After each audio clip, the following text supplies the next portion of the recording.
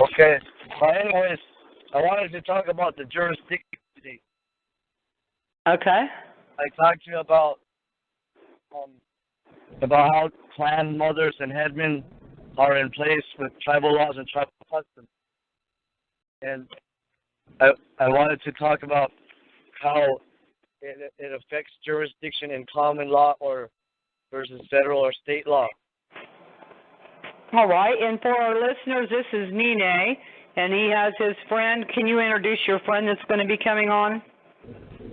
Yeah, I have my friend here, Donald Smoke. His tribal name is Gawanyatis. He's an elder from the Wolf Clan of the Mohawks, also known as the Kanyakeehaka, people of the Flint. And we are up here, northern upstate New York, Akwesasne, Hogansburg, or St. Regis Mohawk tribe. It's got a lot of different names to this community here. Originally, it would be Kanyakeehaka. Okay, and you can go ahead, Nii Nee, because it's part of a series. We've already introduced you before on the first, part one. So you can go ahead and speak to the jurisdiction and what you'd like to speak to if you're ready now. Are you ready? Yeah, I'm ready. Okay, go right ahead. I'm interested in telling the listeners about jurisdiction from the native side of sovereignty versus federal and state codes and statutes. Tribal laws and tribal customs originated at creation, and we are still hanging on to this in the West. But here in upstate New York and in the East, the clan mothers are not in position as an authority for tribal laws and tribal customs. They have had their authority usurped by the state statutes and the state code since 1948, as it is written into state laws and federal laws, which would be Title 25 and Section 232 and Section 233, which says that the clan mothers from all the clans in 1948 signed over their jurisdiction, their authority, meaning that they did not want to be responsible anymore as clan mothers for their members of their tribe and their clans on tribal lands. And also they would give up their authority to the state jurisdiction, the state of New York. And I was told by my friend here, Donald Smoke, that this was not true. And when I used it and I researched it, the reason it is not true is that in 1948 there were 6 Iroquois tribes, 6 Iroquois nations in what is known as the Iroquois Confederacy, or the Ongwehole Confederacy, and that is the Mohawk, the Kanyakeehaka as the original name, the Oneida, Tuscarora, Cayuga, Seneca, and the Onondaga. That would be the 6 Iroquois nations. And in 1948, it says that 5 out of the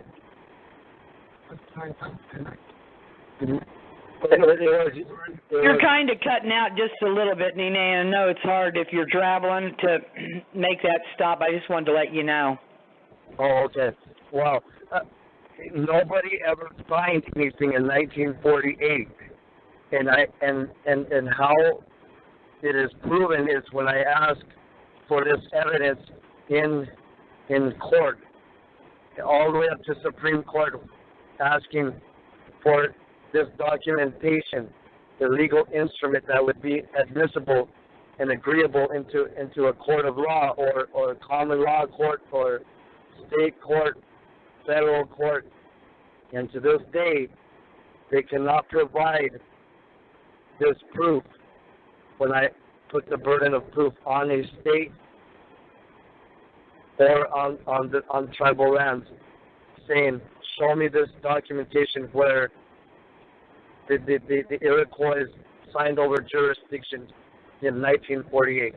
And nobody has ever signed, no clan mother has ever signed over this jurisdiction to the state of New York or New York State and have ever forfeited their authority as clan mothers. And clan mothers are the ones that are to have the authority, is that correct? In tribal law and tribal custom, the authority belongs to a clan mother, yes. That will be the rule of law here on Turtle Island. It belongs to a woman, a grandmother, a clan mother. And then from there to her next of kin would be her sister, and then if none of the sisters take that role, then it would be to the eldest daughter. And to this day, this is not in place because of these state statutes and codes. So when there's sovereignty involved, the clan mothers and headmen can't be a part of the corporation. We need them to step away from the corporation so we can continue on as tribal people, living as tribal laws and under tribal customs.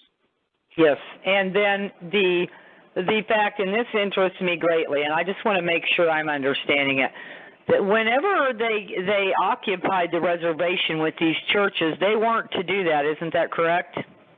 Yes, that would break the original treaty, which was made here at Alcatraz, up here at the head of the turtle. It was called a Turo Wampum Treaty, meaning that no one would infringe on each other's rule of law. And again, the rule of law for the native people is tribal laws and customs. That means there shouldn't be no church here. We stay under tribal law. We stay under tribal customs.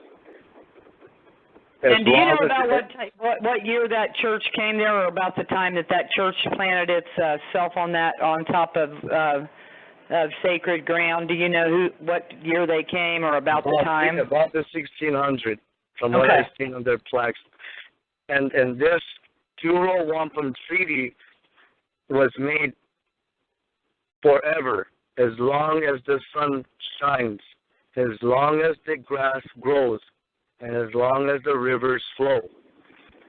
And it's still shining through over here. And the rivers are flowing, and the grass is green.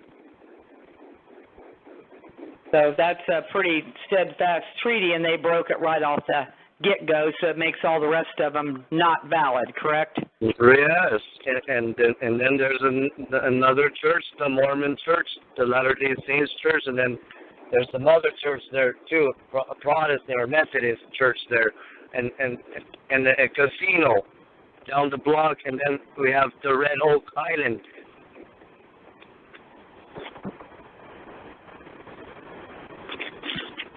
And because these things are in place, it's all about money, okay? So the tribal government, St. Regis Mohawk Tribal Incorporated, has no problem playing the game and arresting its own members and handing them over to the state and filling out a bid bond, 274, performance bond, 275, and then gets a payment bond, 275A. They're bidding on jobs, bidding on contracts to carry it out on this tribal land, because they're acting like there's this 1948 225 section 232 and 233 is in effect, when it in fact is null and void. And if it did go through, it would still be in violation of another Article 6. The treaties are the supreme law of the land. And this treaty would be the Turo Wampum Treaty. You can't put me in your court. Okay? The court that I go to is over there with my clan mother and my headman. And the tribal law, the tribal rule. Not put me through some maritime admiralty court. And that's what is happening up here at the head of the turtle. And because this happens here, it affects the whole body, all the way down to east of the Mississippi, out in the desert. It looks like we're all under Admiralty law driving around on a dirt road. Well, thank you for clearing that up, because I wanted to make sure everybody understands that. That's a great explanation. Now, go ahead and talk about, I'd like to know what It has been very detrimental to the health of the tribal members. From the clan motors are not in place. Instead, there's a corporate office, and it has a CEO, a president, a vice president. These are three acting chief people. One's a CIA, one's another agents, keeping the people under lock and key, making sure that they stay dumbed down and they don't get rise on this. So right now, everybody's involved in casino, involved in cigarette business, but they're playing it with taxation, taxing the people. When again, we're not a part of no franchises. It's crossed over into the blue line. You're putting tax. Now they got their own. The Washington D.C.'s agent under the Department of Interior, which was the former Bureau of Indian Affairs, is really they're really concentration camps, and they're keeping an eye on the prisoners, okay, and that's the tribal members. And then they have enrollment numbers, just like a prison of war camp number, okay? And this number goes through the banking system and everything else that we know right now. And they're cashing in on their members, the tribal members right now. And the tribal members are sick, okay? What, and that number, is it different than that Social Security number that's the government's? Right, it's a tribal enrollment number. It's a tribal enrollment, so they have the tribal enrollment number plus the Social Security slave surveillance number, plus up here in this area they have another one, Social Insurance number, SIN, from Canada side. And then there's about 9 or 10 different agencies here in throughout the village. So everything's incorporated and the people can't get free. Yeah, the agency relationships, I do know they started big time in 1943 as a settlement clearinghouse for the government, and it goes under the War Powers Act that was signed into place. So I know that a lot of stuff was happening before then, but I do know that 1943 deal was a pretty big deal, and it appears there was somebody watching it even back then. So I do have those writings to maybe help later on down the road, where somebody said, I see this as a problem. I see them as developing their own separate government, and it appears that... Right. That's exactly what it is.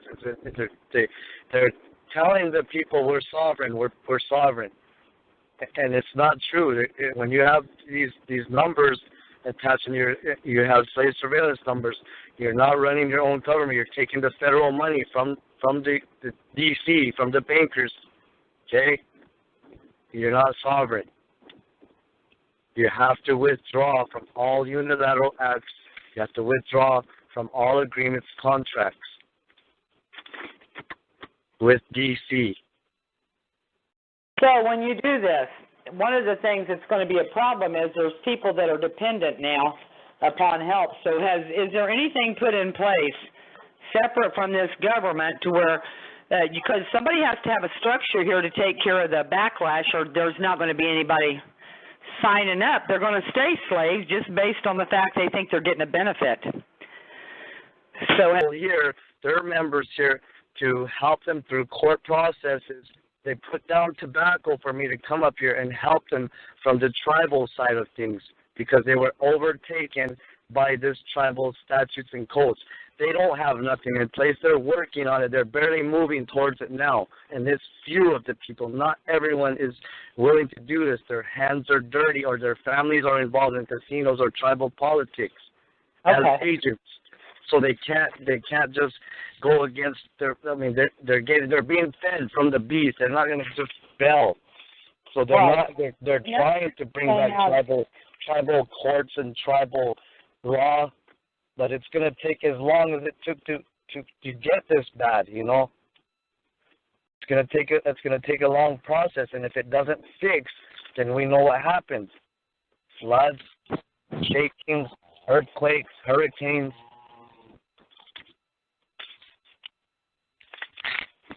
Very good. So these are the things that people need to know, that it's going to take a minute, a while, and we didn't get just here overnight. And there's to be some intricacies in the agency relationship and the gambling casinos that have pretty much always been that's the place they chose, was the reservations for the gambling for the longest time. I don't believe they've ever banned it from the reservations. Casino is an Italian word, okay? Right. And that means chaos. When you bring chaos to your people, a one-armed bandit, a gambler, doesn't have nothing. And you let him on the land. You're going to bring poverty to your people. And a sickness of sorts. But that also they like to, I noticed in this system, and it's a system that they like to create the problem like all of the homelessness, and then they come in with social agencies that are going to help everybody out of the mess that they created in the first place. It's like the snake eating its own tail, correct? Yes. And there's a lot of sickness and health problems created from all the industrial and all the waste.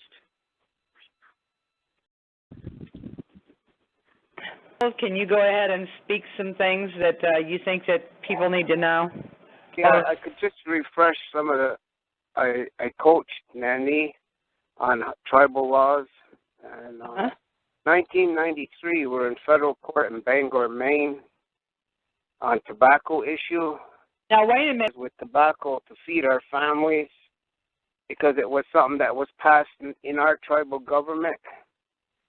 And the clan mother got up in federal court and says, I am a clan mother in federal court. And the federal judge says, do you want me to step down? Very good. And that's called casus omissus. The courts are corpus juris secundum, foreign courts. They come under the Old Testament, the New Testament, King James, and the Masonic Bible. All the courts come under all those texts. Casus omissus is tribal law. In case Wounded Knee, the people were under the clan mothers. They couldn't be prosecuted. The other ones that were involved in the killing, they weren't under that protection. And the clan mother is what puts the chief up. We have too much foreign politics that affect our territories to get their bidding in our territory, like what they want. They bring issues into our territory. We get flooded with issues every 10 years, and it affects everybody. Like we had a civil war in 1990, and there was a declaration of a new world order from that one civil war, which was created by outside government. So it's called, I forget what it's called, Trial by I've got a couple of pictures about it on Nii Nee's presentation. Yeah. I read about that. It was back in the 90s, and there was a movie made actually. So, yeah. And there were activists, and there was a clan mother who actually spoke about this, and she was called Lakota Woman. It was made in 1994, talking about a lady that tried to stand up. Trial by stone. Okay. Foreign government stand us up, and then they hack at us until there's a division. Then he who cracks the char will declare a new world order. But it happened here. Right after the division here, foreign corporations went into Desert Storm, declaring that new world order in Desert Storm. So very good to know. So they use us as pawns, Ponzi's. Whose side you on? The money's going over here. It's foreign interference in tribal laws to get their bidding. And not only that, they're using your sacred land and your actual folks, it seems, as pass-throughs for this funding. Exactly. But it's coming from not just here, it's coming from overseas too, huh? Right, because it's a big, what I was telling Nii Nee last week is they set out to rule the world, and that's what they're going to do, is rule the world. And when it's not about even the money, it's about enveloping the whole world under their control. Yeah, it's all part of the master plan. Yes, and it goes through cycles based on 4 principles. And I'm sure that they've used your beliefs in your system in a covert manner in many ways, and they liked it, or they wouldn't have copied the Iroquois Constitution in the first place, correct? Correct. The foundation of America was when they adopted our Constitution at the original signing of the Declaration of Independence. Our chiefs were upstairs in the attic, and they were told they would come down and meet everybody. They were never called down to meet the men that were there. That gave pilgrims the right to stand on the mat. There's a wampum belt called the George Washington belt. Inside that house, on that belt, is a white mat inside the house. That mat is on the walls in Egypt. The scales of justice sit on the mat. Wow. The adopted Constitution sits on that. You get me? Yes. It came from us. We sit on the mat. The mat is placed at the 13 Bakhtun at a galactic alignment. That's December 21st, 2012. That's why we're one, the great law of peace. You set the mat, the 3 stones in celestial world, and you'll see this on the royal cartouche in Egypt. You'll see the 3 stones on the royal cartouche. You'll see the sun, the scarab, and then the 3 stones. Those 3 stones are set at the 13 Bakhtun with the sacred tree of peace. And that sacred tree of peace is your third eye. And that's why they do these things to us, so we're not able to achieve what we're supposed to be doing with the universe. It's spiritual. Yes, and they can't, they're not going to be able to stop you because you have something on your side, so they are trying, you're right. And so the World Council Fire, the mandate is to take these seeds and walk forth and plant them amongst the minds of the world to those that want to listen.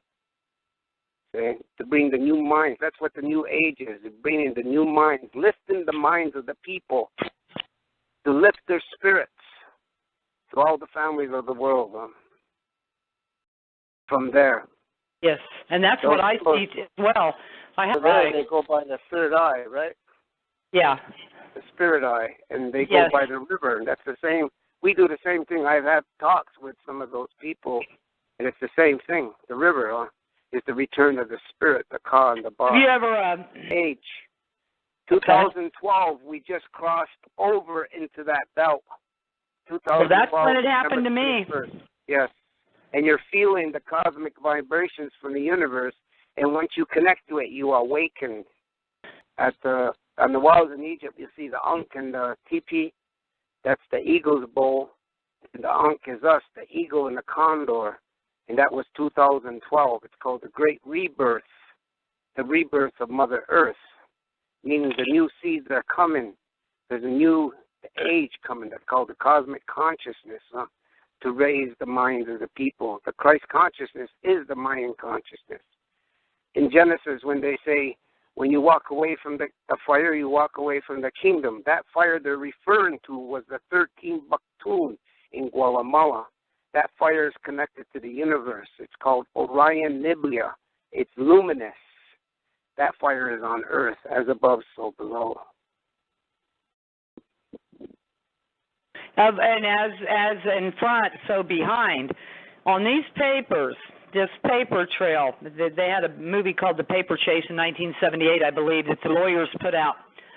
So these, as above, so below, the same is true on the papers, folks, because they will, we're leaving the back sides of any papers that we do. None of it should be a 3-dimensional type document. And what I'm finding that they're doing is writing it backwards, inverse mirrored on the back side of their cases, and that's how the technology runs, whether anybody likes it or not. That's what the technology is doing. And there's a reason that the judges flip over your case when they're talking to you and act like they don't understand anything, because they don't, because they turn the page over. And it's almost like the Bob Seger turn the page. Okay, so there's two sides to everything. And they're not getting, there's actually the sides of the paper as well. So I've put in some documents that have both sides to them, and they're not sure what to do, but they don't want me in their court. And the sheriffs, whoever your sheriff is or whoever your law enforcement is, they're the ones that collect for the Queen of England. Local municipalities collect for the Queen of England. Yeah, she owns the charters for both Canada and the United States. Correct? Mm-hmm. I think Nii Nee has proven jurisdiction in court that's called the rule of law to hear the case, the authority to hear the case. And he proved that they didn't have rule of law over Indian issues pertaining to jurisdiction. They used public law 28 U.S.C. 333 and 332, and there's no documents to support that. A treaty of surrender signed in 1948, agreeable by law. In other words, a legal document. There was no treaty of surrender. So that's end of case right there. Uh-huh. The court can't come up with that, and they always try to dance around it. They won't, because if they answer it, then that sets precedent. And then they're interfering with tribal law, so they can't. Because the judge cannot go over corpus or secundum, because that's divine law. Tribal law is divine law given by Creator. I found a case most recently in the Supreme Court on that. I'll try to find it and get it to Nii Nee. But they were going over the fact that they were going to outlaw the talk of divine and divine law, and they were going to call it nonsensical. Now, that's in this court out here. I'm just letting you know. I found it. So, yeah, they're having great fun just making it up as they go. Well, see, when they adopted the Constitution, they pledged an oath to uphold the law. The Constitution that was adopted, that's our law. That's our Constitution, so then they should be upholding it. In 1948, there was a law passed by these officers that they no longer have to uphold the Constitution if they don't know who they are pertaining to the natives. In other words, we don't have to uphold your rights in court if you don't know who you are. And we'll try you as a citizen.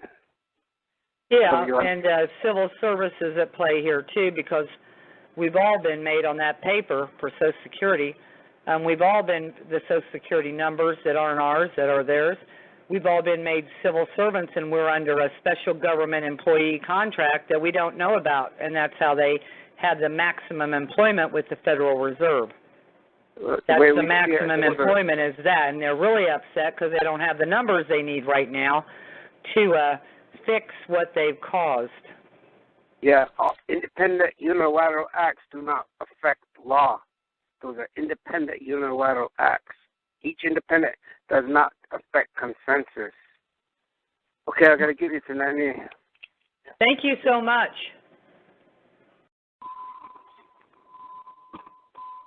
Hello, Carol. Hello. Nii Nee, I was calling you Nii Nee the whole time. Nii Nee. I like it. My friend Donald here, he's been having a lot of knowledge here, trying to help his people, but a lot of them don't get it or are not understanding it. He knows exactly what he's talking about. And he's right, and that was awesome because he knows exactly what's up here. So I had to come all the way up here, and I used his knowledge, and I used it in court. And now there's about over 20 precedent cases that I'm saying this now, and using it in court, challenging jurisdiction with the Churro Wampum Treaty. And there are precedent cases out of Oregon, even on the prisoner war camp, 44 South Dakota, Pine Ridge, Oglala Sioux tribe. And then I was arrested here also in this community, and they tried to get jurisdiction over me also in upstate New York, and they danced around it, and right now nobody can find that case. And so I have another opportunity to set the precedent again with one of their own tribal members, which is my brother, Aguajo Castoa, a.k.a. Joseph Arquette, the state of New York versus Joey Arquette. And how do you tell me the spelling they're giving that last name? Arquette is A-R-Q-U-E-T-T-E.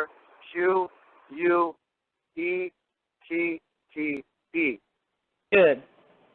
And that's the capital letters name, the fictitious entity. Right. Dead to the tribe, St. Regis Mohawk tribe, Inc. So all that St. Regis tribe is doing is tapping the CSTQ by trust accounts when they should be getting their people free from the CSTQ by trust accounts and bringing them back to life of the land. Yeah, and it does all tie into that old trust account, which they've renamed, I suspect. They renamed the SSQK trust account.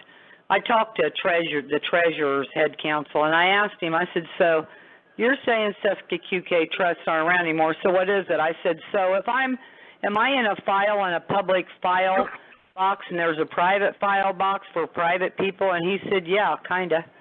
I said, so how do I get out of this public into that private? But it looks like they're only giving you that choice between the blue pill and the red pill, when in fact there is a third choice, and it's not to participate in their system at all, right? It's on 99 Washington Street in Albany. Okay. One Commerce Building, 99th Street, Washington Street, on the 6th floor of the One Commerce Building. There's your 1666 SSTQ by trust. It's right there. Okay. Now, when is this? You're going to go to some kind of a court. When is that? You said it was July the 17th, and it's here in Massena, M-A-S-S-E-N-A, Massena, New York, in the district court there. We're going as living man, and we want to call out the soul, and we want to finish this case. They drug it out 9 months right now, and never never provided any legal instrument how they have jurisdiction. So, and what time is that going to happen? On that date, do you know the time frame yet? I think it's at 10 o'clock. Okay, 10 a.m. But I have the paperwork. Yeah, I can share some of the paperwork from that next court. I think I did send it to you.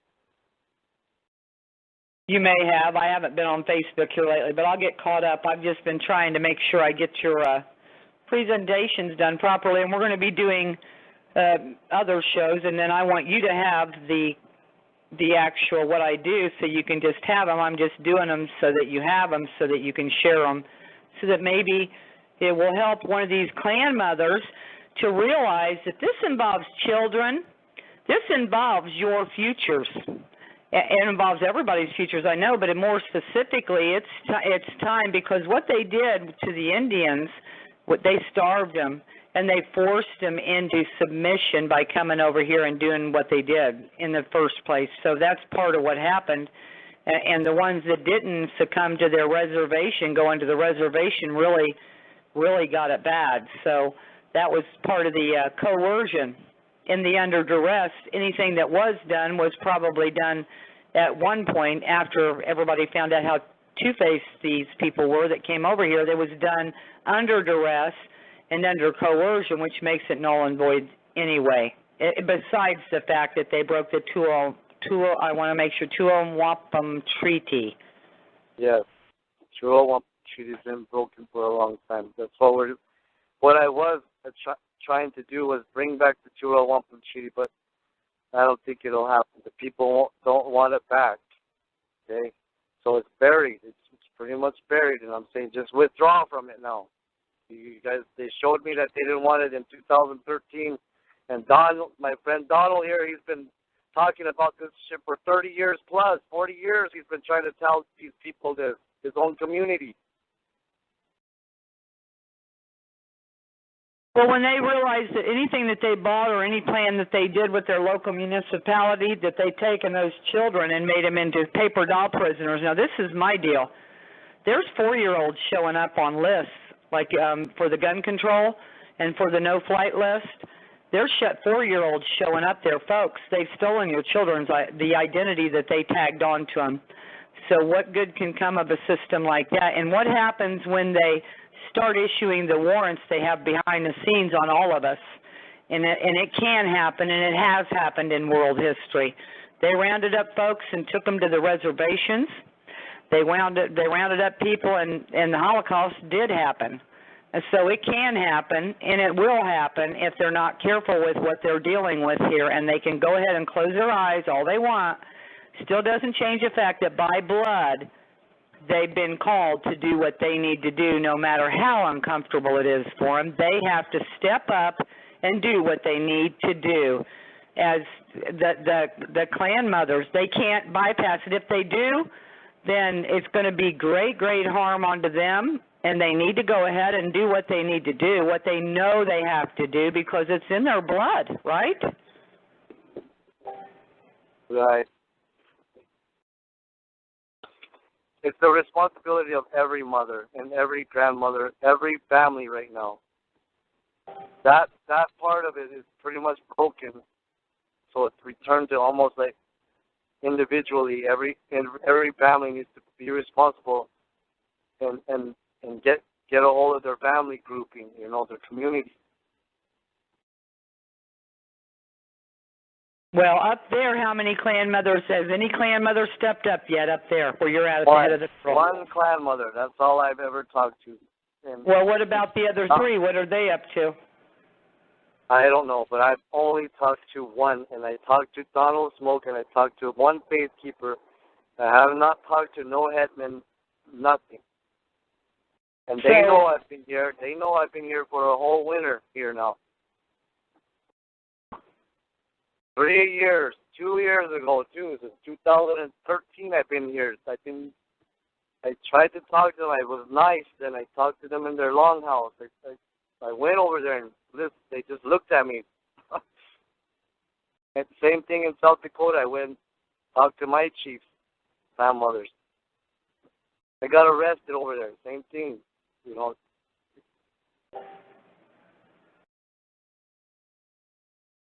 Oh. If I was smart, I would have already quit this shit. Who cares? Let them. It's kind of hard to do that though when you know that when you're compelled, or chosen or driven, whatever you want to call it. Because I've tried to quit it and lay it down. I can't. My partner is from here. She has only one kidney. She gave one of her kidneys to her daughter, and that's what I put on the Facebook. Kawania, a kidney for Jamaica Johnson. Okay. People are poisoned right here because business is more important than health around here. Money. The love of money is more important here. Business. So right. So who are the other 3 mothers? Can you name? No, give me their. I don't know until I meet them, until I see them. Then I would know. And I'm not even anybody. I have diplomacy in the Dene and the Lakota. I don't have nothing with them here. I can come through with a diplomat passport, but I can't force nobody to do anything. I brought the message, and that comes from my clan mother. two, three, four, all of them, they're telling me, go, come and help them. But I can't, in the end, it's their decision, it's their community. I don't need to be pushing the paperwork for them. Then it's my work. They need to take responsibility, help push some of the paperwork through to withdraw from any unilateral act, any fake contracts, and any fake agreements for the sake of their children, the next generations, their next generation's children's grandchildren. Or everybody's going to be chipped, microchipped. Right. It gets worse.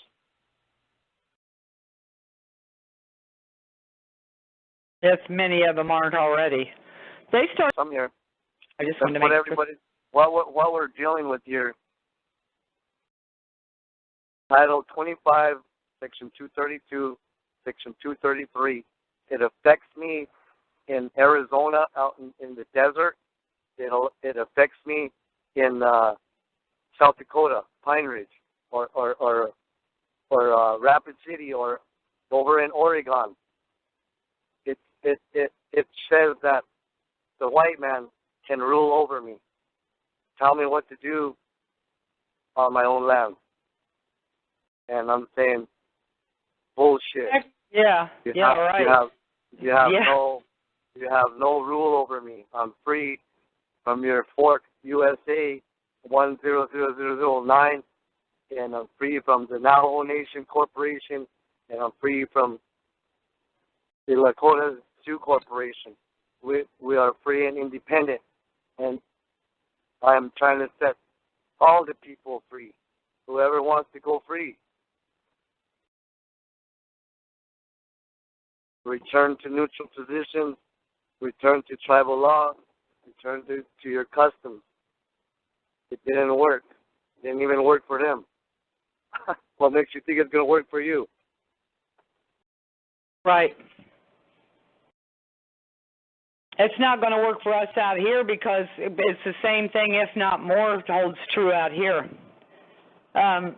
Because, well, probably about the same. But out here, it's the same thing. We thought people are thinking they're free, and they're not at all. No, nobody's free. Nobody's free unless if you got rid of that slave surveillance number, the SIN number, and the tribal enrollment number, the FTQ trust. Got out the DHS, the IHS, turned in some paperwork to John Kerry, sent some letter to the Queen, the Vatican. That's how many things I did to get out.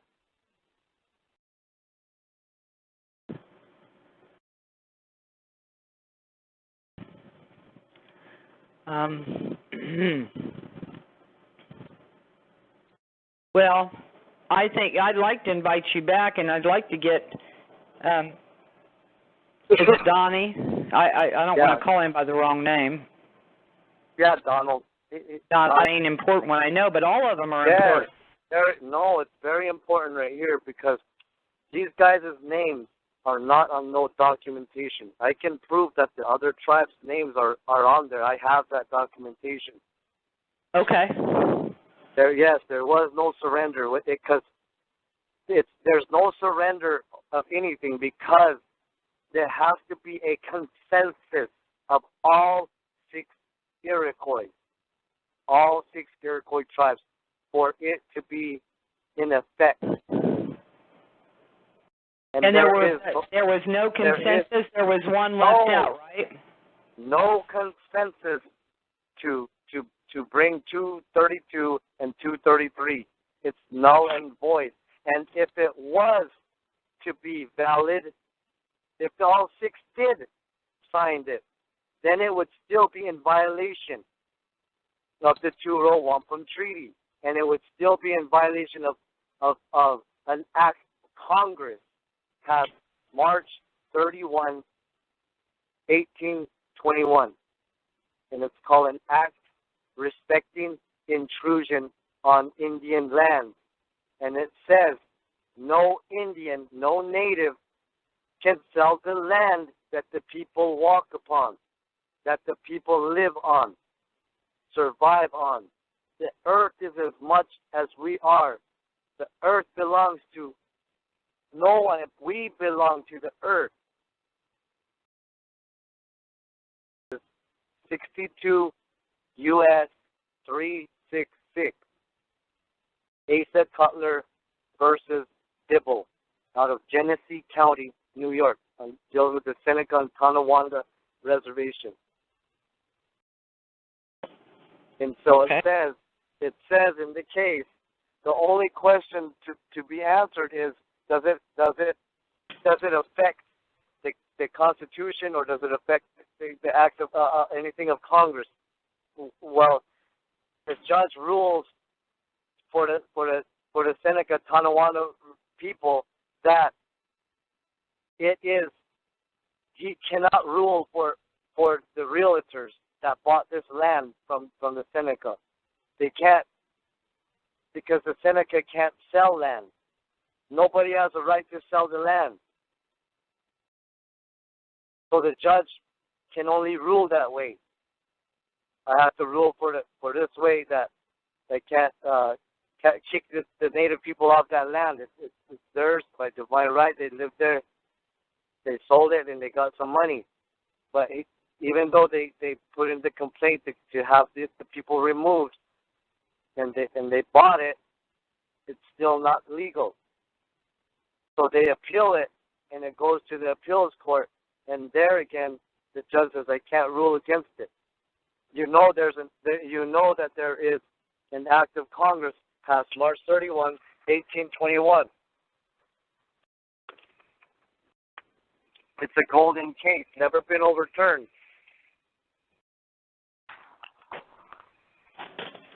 Do you think I dug it out from the archive.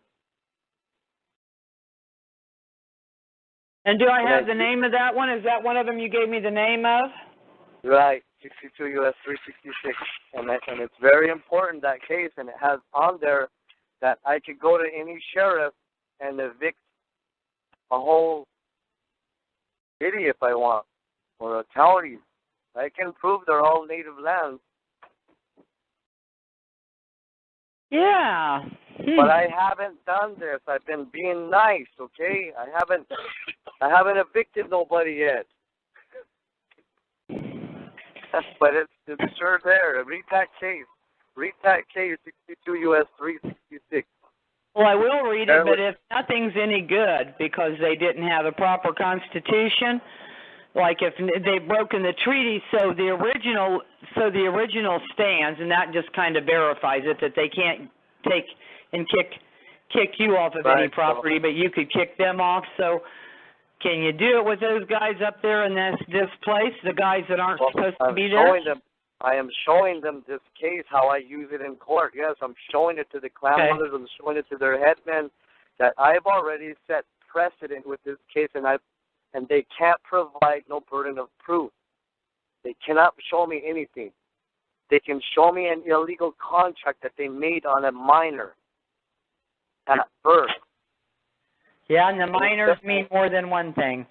They mean the minor in the coal fields and everything. Yep. It's illegal in every state to make contracts. It's a federal offense to make contracts with minors, and that's what it looks like everybody did, including the parents. They made contracts on their kids with the government, gave their kids to the government.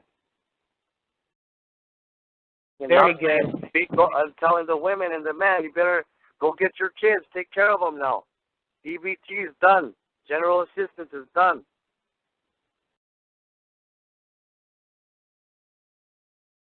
And to be responsible, learn to build a fire, hunt again, and grow plants. Yeah, and I said I lit a fire the other day. I feel bad about that. I thought about it and thought, well, I know how to make fire. I know how to make it without matches or anything. And All right. You might find yourself out there one of these days, and you might be that lady I talked about. The one that don't know how to do anything.